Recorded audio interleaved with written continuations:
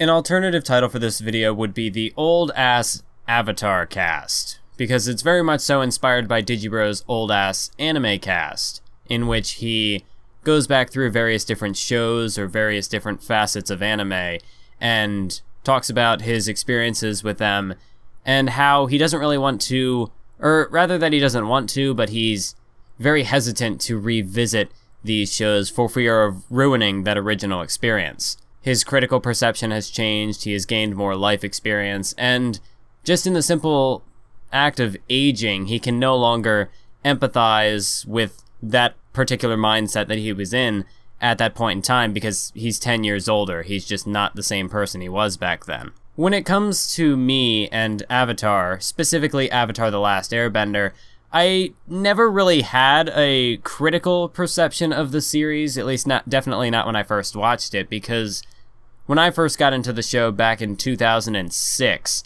I was 8 years old at the time, so I never really looked at the show and said, oh, this storyline is great because of these structural elements, or these characters are very well written. I never really had an appreciation for it on that level, at least not in the first few years that I was exposed to the Avatar universe. That's the word I was looking for. I just remember being on Nickelodeon one day, probably after an episode of SpongeBob or The Fairly Odd Parents or Jimmy Neutron, whatever sort of cartoon I was watching at the time, and Avatar: The Last Airbender just came on, and it was very different to the shows that I was used to watching on Nickelodeon, because really all I looked for at that point, and really for a couple years after, was just kind of watching all these cartoons for laughs. I never really looked for a very deep sort of like philosophical message or very deep like symbolism or technical, like the technical craft of the work. I really just wanted to watch comedies and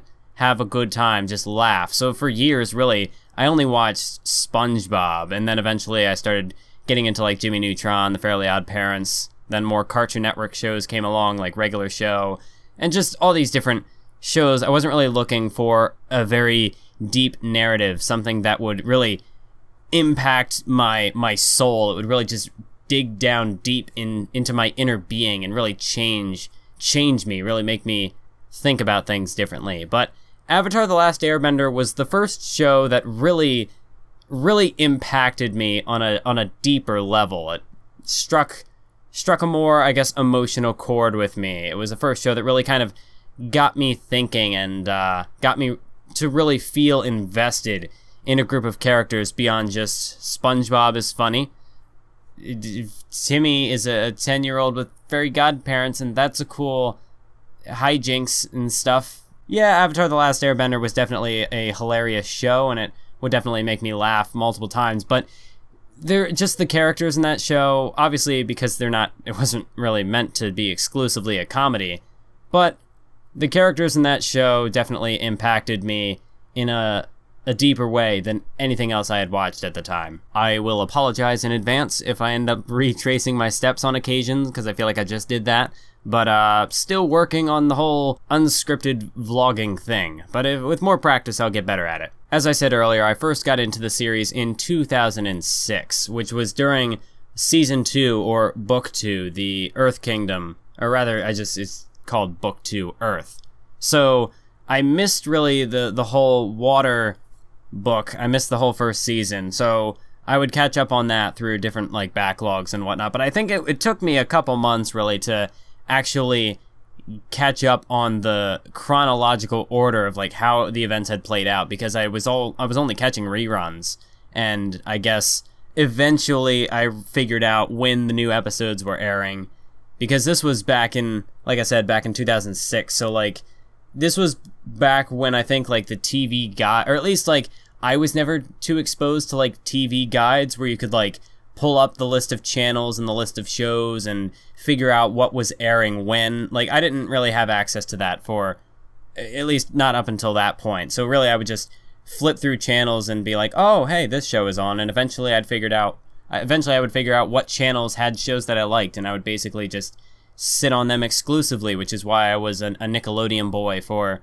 a little while there. But eventually I figured out when the new episodes were airing, and I managed to get caught up on the series, understand. Now, I think there were still a few episodes from season 1 that I would miss, because since season 2 was airing, they would Nickelodeon would often be rehashing not rehashing, but re-airing season 2 episodes. So I was able to at least catch up on that arc, that whole season, and figure out where the story was going from there. And this led up to the very first episode that I caught as it was airing was, I believe, The Guru.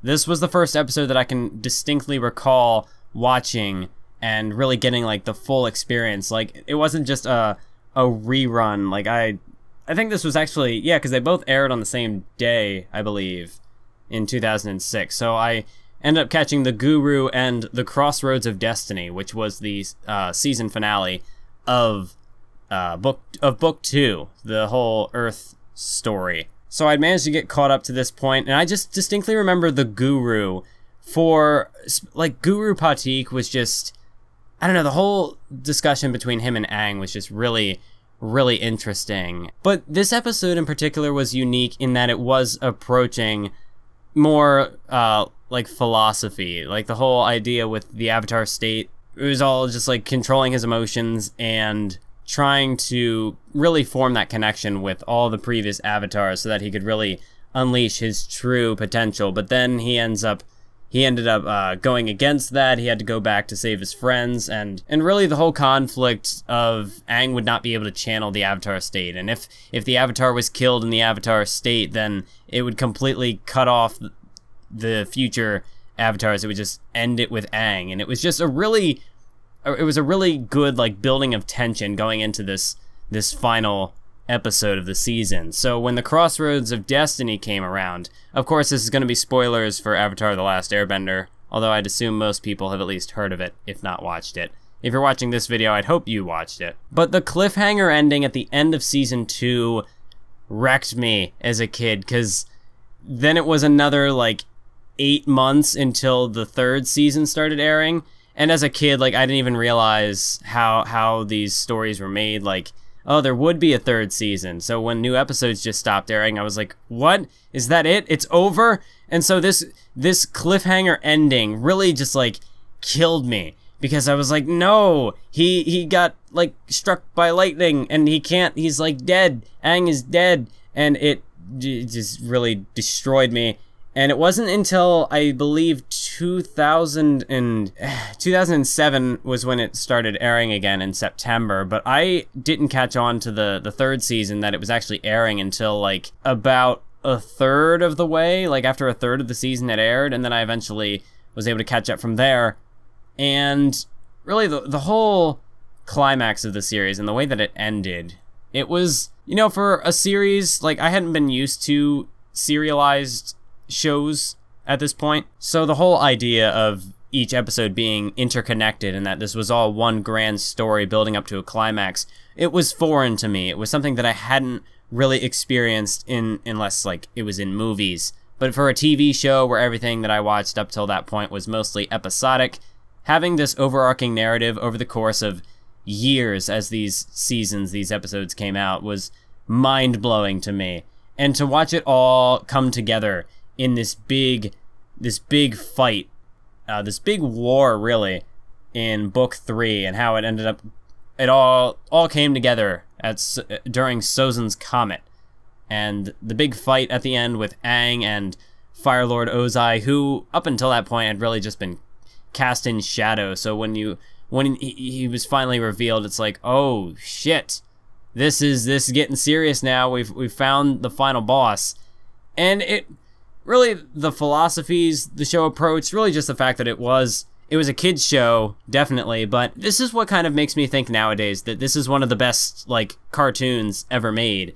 Because while, yes, it is definitely targeted at a younger audience, the first season can definitely attest to that. There's a lot of joking around, a lot of funny moments, and that's one thing that I've always liked about Avatar, is it's good. It's well-integrated sort of tone shifts. It was really able to balance levity and gravity in the context of each given episode. It knew when to pace things out. It knew when to, if we need some downtime, we can have the characters exploring Ba Sing Se and really just hit you with these dramatic moments, these dramatic stakes. Lake Laogai was, again, another show that really just messed with me as a kid, because you have all these people getting brainwashed, and it's super dark, and at the time, again, not something that I'm really used to. It's like, whoa, this show is really, really good. Why aren't there other shows like this? Me not knowing what anything else was. And then you'd have other shows where it's just, we can sit back and laugh, like that one dancing episode in season 3. I don't remember what it was called. I don't remember which one it was, but you had Aang. He had hair now. And really, Aang's redesign also threw me off, because like when season 3 had started airing and I was like, wait, the story's not over? He's alive and he can grow hair now? It was just, I was completely, I don't know. That's the thing, is that I have not watched Avatar: The Last Airbender in full. Well, really, I don't think I've even seen like full episodes of Avatar: The Last Airbender until, since 2008, which was when it finished airing. So there's not really, I guess there's not a whole lot of depth I can go into with this, like picking out like, oh, this particular scene impacted me in this direct way. But there were just a lot of memorable moments in Avatar, whether it's the Zuko betraying everybody at the end of season 2 and teaming with Azula. Really just Azula. That's the thing about these characters, is that I haven't watched the show in 9 years, and I still remember all of these great characters. Ty Lee, the one who could block bending. It was, oh man, she was probably one of the scariest characters in the show for me watching it as a kid, was because she could block bending, and what made her even worse, it's kind of like the Majin Buu effect, where she's this super peppy, super happy girl, and she can just wreck you. Like, she can take away your bending and make you completely helpless. It was, yeah, definitely, Ty Lee was, well, and also it's like one of Azula's I would say henchmen, but henchwomen? Yeah, that would be how you say it. Me, I can't even English. But, yeah, just the fact that she was even just an underling to Azula just made Azula all the more freakish. And the fact, lightning bending, that was probably another, more like iconography from the show. Like fire bending, water bending, air bending, earth bending, all cool stuff. But like lightning bending, and the fact that she like paralyzed Aang and like not like basically killed him for season 2. It was insane. Man, Azula, she was scary, man. She was a freak in nature, and I was terrified. But it's weird to try to compare her to Ty Lee, because Ty Lee's not really a very intimidating character, like in her outward demeanor. But that's part of also what made her so scary, was that like, oh, she's just a fun girl. You shouldn't really expect too much from her, and then she just basically destroys you, and then you do nothing, and you're dead. You're dead then. You're just at the mercy of Azula and the Fire Nation. I could definitely connect to Aang the most out of all the characters in the series, just because he had all this weight put onto him, like he didn't even really want to be the Avatar, and the whole scene with him figuring out that he's the Avatar and just kind of leaving everybody behind and casing himself off in this icy sphere and just kind of shutting himself out of the world for 100 years. Everything about Avatar to me is just amazing. Like the premise is incredible. In terms of like a power system, bending is, I would almost put like the elemental bending up there with Nen from Hunter x Hunter. Although Nen is a bit more adaptable for each character, whereas bending the elements is more of a template, sort of 4 different styles. And even then, like the fact that you could make your own bending out of it, like Toph bending metal, was incredible. Another great moment is when she first was able to bend metal and escape from her thing. Oh man, there's just so much from Avatar that's great. And really the reason why I kind of wanted to make this video is because I do plan on rewatching Avatar: The Last Airbender at some point. I'm going to go back to Korra as well, which I'll get to in a bit. But I kind of wanted to capture my thoughts on Avatar, having not seen it in 9 years. Like, I've seen bits and pieces of it, and I've seen different little analysis pieces on it. More so, like, the Last Airbender movie and how that's terrible and how it betrays the source material. But I've also just haven't really been exposed to the core story, the original source, in so long. And I kind of wanted to capture my thoughts on it before I go back and rewatch it, so that way, because I would love to make a video about Avatar: The Last Airbender and possibly Legend of Korra as well in the future, multiple videos if I can think of enough material. But I wanted to capture my thoughts now before I go back and rewatch it and just kind of see how my perceptions would have changed, and how viewing it again now, 9 years later, when I've had more life experience, I've had more of a chance to develop my mind and just progress as a person, and go back and revisit this series and see what new approach I can take towards it and what new things I can find to love about it. I have a feeling that this show would very much give me the same experience as Hunter x Hunter, where I watch it the first time and I love it, and then I go back again on a rewatch and look at it more critically and see all these different analysis pieces about it from a critical standpoint and analytical standpoint, and only find more things to appreciate about it. Because Hunter x Hunter, I only feel like I have gained more of an appreciation for it since really getting into the anime analysis scene and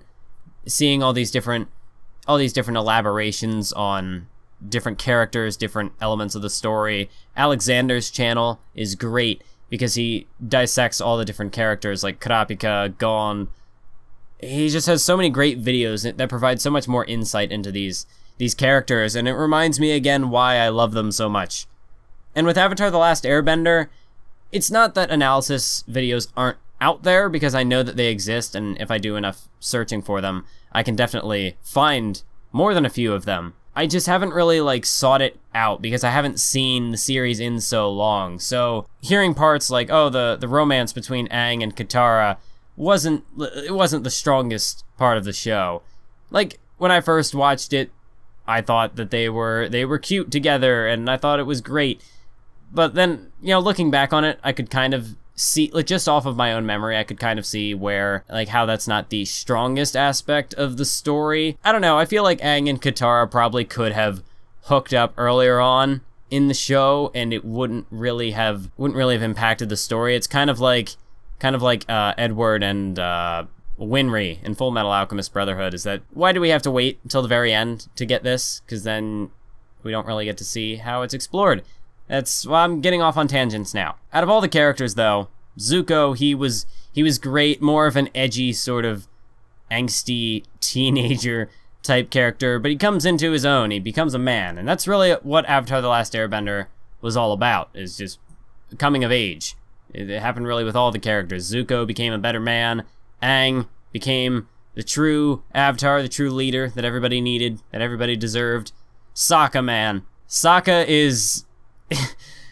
I'd have to say, if I rewatch the series again, I have a feeling that I would empathize with Sokka and connect with Sokka more so than everybody else, just because Sokka's he's a comedian. He likes to make jokes, and that's kind of like me. He's also a bit dumb, and as much as I like to portray myself as an intellectual, someone who can say smart things, I don't have much in the way of common sense, so I'm not the brightest person. I'm not the sharpest crayon in the knife plate, but Sokka was just great. Like, if you want to have a comedy relief character, I feel like Sokka is one of the best examples of comedy relief characters done right. But I guess it also depends, like, you know, if you're telling a serious story versus just like a comedy, like, are these characters just relegated to comedy relief? Because there is an appeal there and just being comedy relief. But in terms of being a comedy relief character and also being a serious character, Sokka is just, he's amazing. I just love Sokka, especially the infamous cactus juice scene. It was, man, Sokka is just amazing. All these characters are great. Toph, my god, Toph was like the benchmark in what I looked for in like a strong female character, because, like, you know, first of all, she's small, she's blind, it's again setting up expectations to kind of knock them down. She really is, I think, one of the, I don't know, it's tough to say like the best characters in the show, especially since I haven't watched it in 9 years, but Toph is just great. The fact that she is, you know, she's like this little like princess or whatever her royal lineage was, and she's all protected because she's blind, but then she can kick your ass, your best friend's ass, she can just take you all out at once with like a finger. And like her relationship with Aang and how she was this really tough mentor, and she would really just take the chance to like mock him and tear him down at any chance she could get. And also her role in the whole comedy aspect of the story, like one of the jokes where they're like on Appa or whatever, so she can't see anything, and they're like, oh, look at that, and she's like, she like waves her hand in front of her face, and she's like blind, or you know, something like that. Toph was another great character. Really, I could just sit here all day and say, name a character, and they're great. Zuko, he's great. Iroh, fantastic. I could go on for days, but that's why I need to watch the series again to really put these into better words than these characters are just great. The third season of the story, like I said, I didn't catch it all. Like I kind of jumped around because I didn't realize it was airing, and so trying to catch everything in bits and pieces. I missed probably like 1 or 2 episodes, but that one didn't leave as much of an impact on me until the very end. Really, it's the Earth season, the second season, that really sticks with me. You have episodes, the one with Zuko, where he is Zuko Alone, I think is the title of the episode, where he's on his own and he's just in this village with this boy, and then everybody he's kind of like blending in, and he saves this woman's son, and then they all just kind of treat him as an outcast when they realize he's the Fire Lord's son. He was the one who was cast out by the Fire Lord, and he's this terrible dude, the prince. And the library, another great episode. One of the most memorable moments for me was when Toph, really it was the library and the desert, I think, are the two that really stuck with me, because the library, everybody's inside gaining all this knowledge. Toph is just kind of on the outside holding up the library, and then all of these bandits attack and they steal Appa, and Toph can't really do anything because she's got to hold up the library so it doesn't sink into the sand and trap all her friends. And also because, like, you know, she's on sand, so it's not really like solid earth that she can bend. So she's really out of her element. She's kind of just a sitting duck. They steal Appa, and yeah, it really, like, especially for someone like Toph, who was this really strong character, and she was very, very blunt, very, I wouldn't say, like, she was really, like, I guess, unemotional, in that she didn't really show weakness. But then in this episode where she gets taken away, or Appa gets taken away, and she can't do anything to stop him, and then the other characters come out of the library, and Aang's reaction of, like, where's Appa, and he gets all pissed, and really, it's just anger directed in the wrong places, which is really all the desert is about, is just everybody getting worn down in this desert. And it was really able to kind of empathize. I was able to really connect with that, in that, you know, everybody has bad days, and especially as like an 8-year-old kid, and just being like, oh, the world revolves around me, and I can have bad days too, and when that happens, it's just the worst thing ever.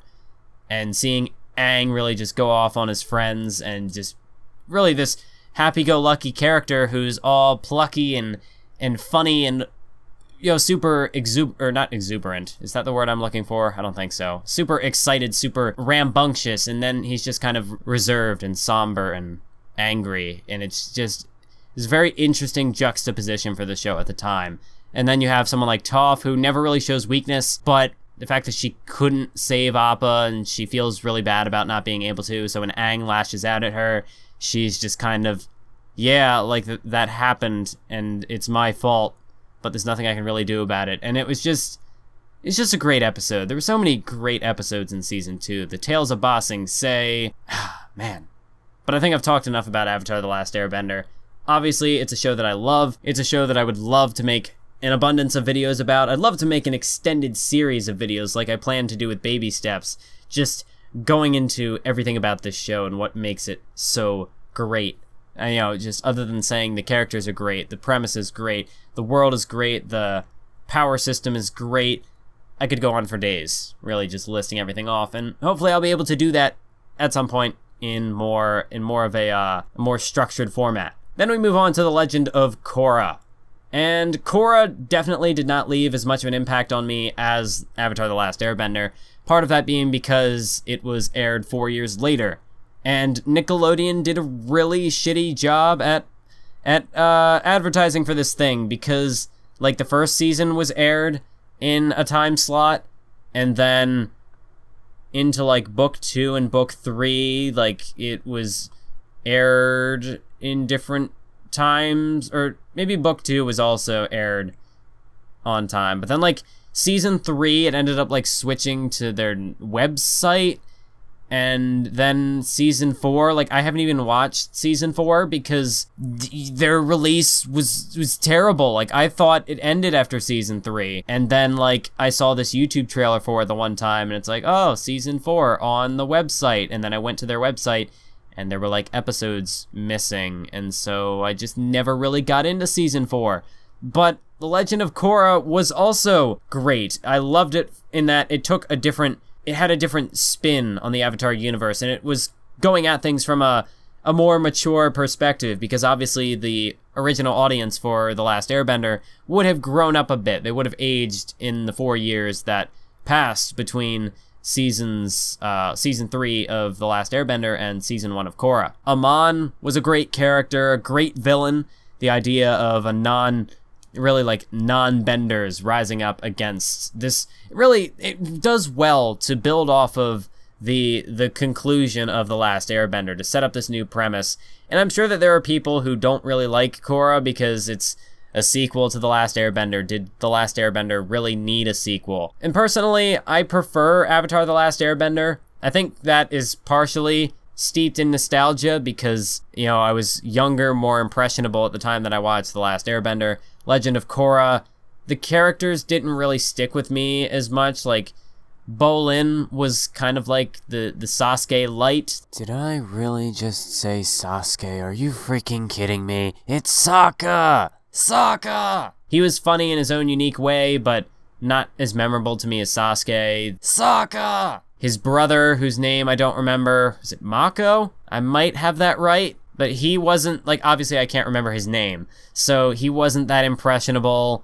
He seemed kind of like not really making appropriate comparisons, I guess, but like he was kind of like the Zuko. I mean, like, no, that's overgeneralizing, but yeah, he wasn't too memorable. Like, I'm not saying these characters were necessarily bad. Part of it was also probably the way in which I watched the show, that because it was aired really weird, that their journeys kind of like, I got kind of lost in the shuffle. Korra, I thought, was a great protagonist. Didn't really leave as much of an impression with me as Aang, though, and part of that I think is because it is a sequel, so it was kind of building off of what came before it, rather than kind of like being its own original property. That didn't stop the show from exploring interesting ideas, like the first season with Amon and the idea of non-benders, and as well like the big twist of Amon being a bloodbender, and how that was how he was taking people's bending away. Like the whole premise of taking people's bending was great. It was another sort of freaky aesthetic, a freaky consequence to the series. It was kind of like how season 2 had some stuff like the big cliffhanger with Aang dying. It was kind of like that, and Lake Lao guy. There was just a lot of cool things in the original Avatar that I think Korra did well to build upon. Season 2 with the whole spirit realm, it was another interesting idea to approach, and I didn't exactly dislike the season as a whole, but I don't know, the spirit realm just didn't, the concept was cool, but I think the execution fell a bit flat. The main villain seemed kind of like cookie cutter bad guy, didn't really resonate too much with me, and the big evil spirit and good spirit, like I don't know, I didn't necessarily hate the Avatar origin story, but Definitely wasn't as good as the first season with Amon. That whole season just was really good. It did a great job at setting the pace for what Korra would become. Season 2 kind of dropped the ball a bit. Season 3 came back with more, I guess, familiarity in that you had like a group of benders, like a group of super benders working together, in a way like mixing the 4 elements. And I thought that was another cool idea. And this season I felt explored it a bit better. One of the things that really stood out to me, One of the things that stood out to me the most about Legend of Korra, when I say like it approached things from a more mature perspective, I thought it was interesting how death was portrayed in this particular part of the story. Well, I guess just Legend of Korra, really. Not to say that Avatar: The Last Airbender didn't portray death or like consequences similar to that in interesting ways, but like you would have in season 3 of Korra, you had somebody like fire bending, like a combination of fire and metal bending, where like this like piece of metal was wrapped around a person's face as they tried to like use their fire bending powers. Like, I don't know, she like fired off missiles or whatever, like kind of like the guy in season 3 of The Last Airbender, Zuko's like hired gun. How she basically like murdered herself because her own blast was contained within this metal shard, this piece, and it just like exploded and like destroyed her. Like, I don't know, especially considering this was aired on like Nickelodeon, or it was produced by Nickelodeon. It was really weird, especially considering like Avatar: The Last Airbender, I thought presented that type of stuff in a more kid-friendly way, where kind of like how early Dragon Ball, there's this mix of like, are these characters that Goku just ran through and demolished, are they dead or are they just knocked out, like cartoon knocked out?